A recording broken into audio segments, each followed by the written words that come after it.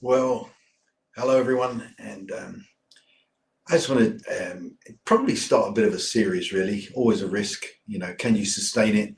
But I just want to start really a series of just talking about a subject which has become both dear to my heart and something that I feel like people are responding to when I share about it, and that's the subject of friends and friendship. And so I've called this School of Friends. It's just for want of finding a title at one level. But actually, when I think about it, who's ever been to a class on friendship? And we live in a increasingly complex world, a disconnected world, and yet we're the most connected generation there's ever been. And so this is just really by way of introduction. And then my plan is to unpack my teaching, to talk about the power of friendship, and just to go through some thoughts about, what is a friend? How do we make friends? And just some themes around that. You see, we go to a lot of classes, don't we? We go to classes on, pre-marriage or marriage. We go to the men's group or the women's group. We might go to other types of classes about relationship or parenting our children. But who's ever been to a class on friends? And so I've been encouraged with this. I was recently speaking at the Restore Healthcare Conference out in Redding, California. And while I was there, I taught on this subject of friends. And the feedback I received, and in particular from a couple of guys that were there, really encouraged me just to press in. And so I'm just going to put this out on YouTube and the other social media. If you're watching this and you're not signed up and subscribing to my YouTube channel, I'd love you to do that. But I'm just going to put it out there as my teaching. And I guess I have a kind of crazy dream. What would it look like if there was a movement of friends, real friends? I don't mean social media friends. I don't mean occasional friends. I don't mean surface level friends. I mean friends who walk life's journey with us. And, we do, as I said earlier, we live in a disconnected world, yet it's the most connected world that there's ever been. But we're not connected. We're staring at machines and talking to them all day, and yet those machines can't give us the very things we need: the feedback, the empathy, the courage, the encouragement. They don't give us that, and we are disconnected.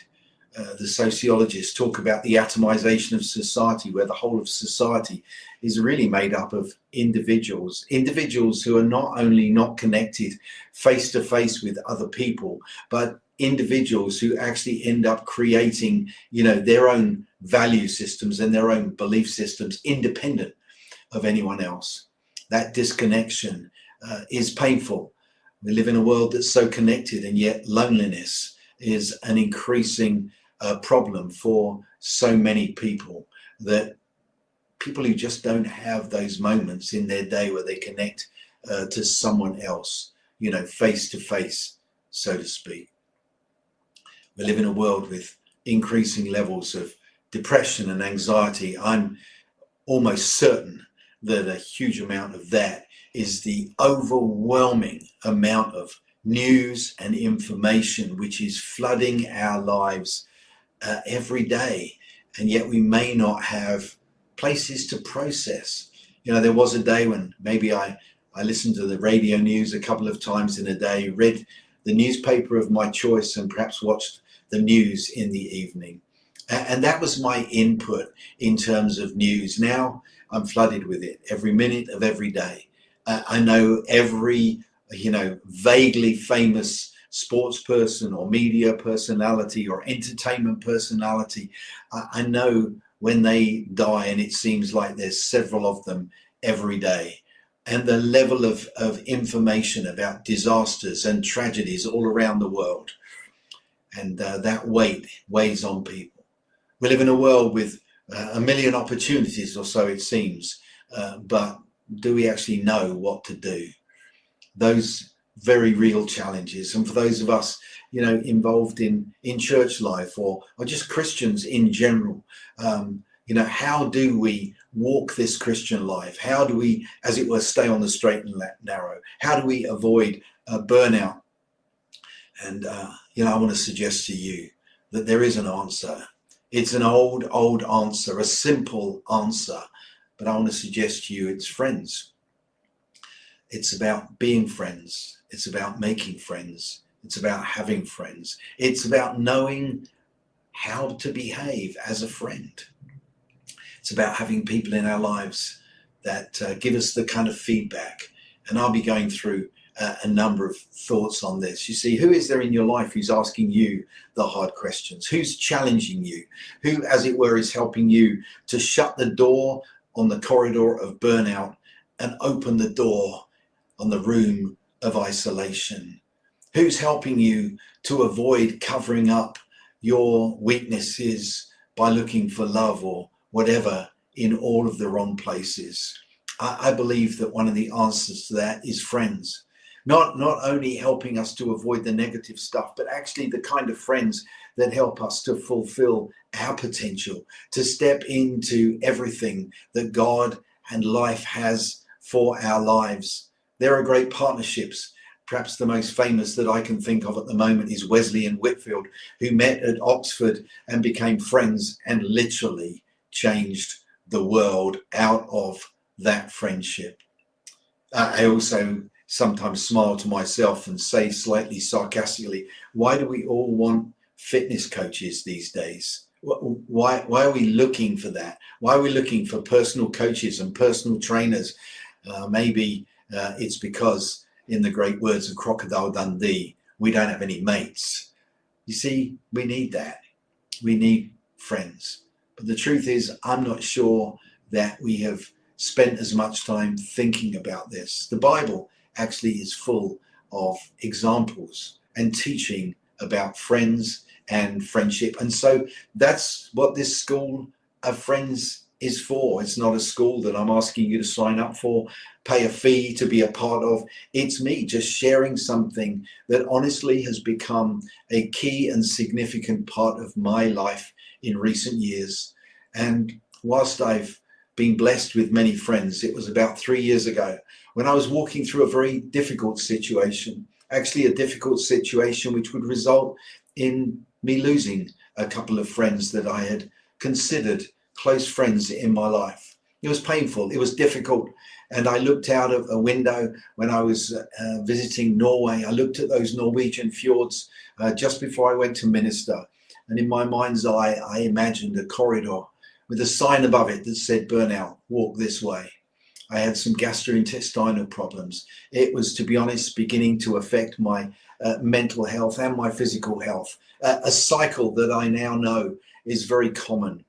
But into that scenario came some teaching about friendship from actually an unlikely source. But then I began to see teaching and read some books, read a book on the Holy Spirit. I also had introduced to me a friend to help me to actually walk through the situation that I was in. It was provided, that person, by the organization that I was connected to and was connected to the issues that I was investigating. And from there, I began to really step into a new season of pursuing friendship, learning about friendship, making friends, being a friend, and starting to dig a little deeper. And then I began to start to share some of my thoughts on friends and friendship. And that's really all I want to do with you. I'm probably going to do it in reasonably bite-sized chunks. I'm going to give you some questions that every leader, and we're all leaders, every leader should be able to receive. I'm going to look at some of the key elements of being a friend.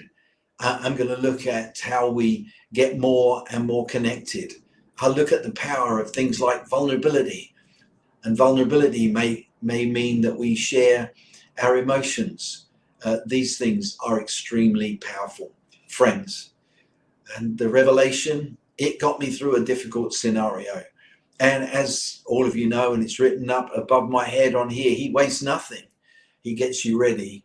And I don't want to waste that season, a season where by the grace of God, I didn't walk, as it were, down that corridor that had burnout walk this way. I turned around, walked in the other direction, had the support of friends and of course my best friend, and I would add my best friend.